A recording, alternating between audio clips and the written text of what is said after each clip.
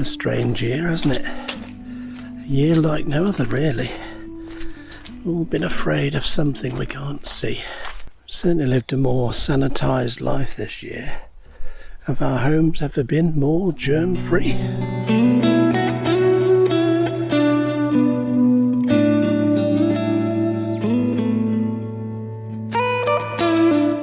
Being socially distant has been our life for so long now.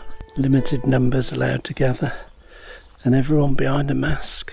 And cash almost disappeared. Everything's contactless now. Amazing technology. Pay for everything without even touching anything or anyone. Contactless has been a solution. There's now contactless that's also the problem. We've spent too long alone, and while solitude can be refreshing and revitalising, too much of it is not good for the soul.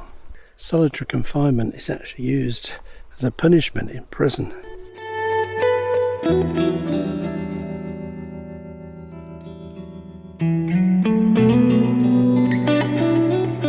And though most of us have not spent the last year in prison, we have been in a sort of solitary confinement quite often. Even birthdays have been contactless.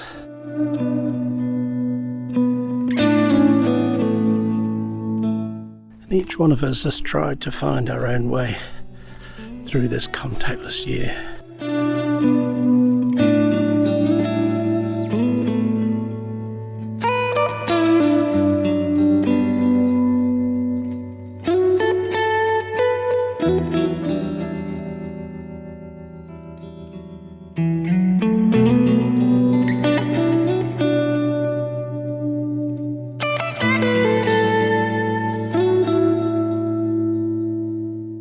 And in the ancient story of our beginnings, God makes a statement. It's not good for man to be alone. And I'm guessing it's not good for men or women to be alone for too long. We are by nature social beings. We form our tribe, our groups, our communities. Our TV shows are called things like Friends, Neighbours, Home and Away. We are by nature people of community. In the Gospels there's a story of a woman who had constant bleeding. In the days back before modern medicine and without things like antiseptic, they had to have a law that those people who were like this lady, who were bleeding and could cause infection to others, the law was that you had to self-isolate. By law, this woman was supposed to be contactless. She shouldn't have been out in public. And yet somehow this woman knew that healing would come through contact with Jesus. The Bible tells us that she was healed when she touched the hem of Jesus' robe. But her healing wasn't contactless. It came through connection, through touch, through connecting with Jesus.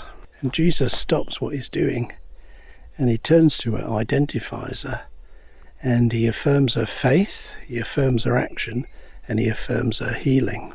But this wasn't just a physical healing or a medical healing. It was also the beginning of healing the woman's mental health and her spiritual health after she'd been in solitary confinement for so long. I really like solitude and silence. I really do. That's why I'm out here in the woods on my own having a quiet walk. But don't you think it's time that we ended our season of contactlessness and reconnected with the world? And as we reconnect, we may find that we really need to pay attention, especially to our mental health, but also our physical health and our general well-being. Isn't it time once again to draw close to God and to each other and allow God's Spirit to come and restore us and refresh us? And what about you? How have you been during this time of enforced separation?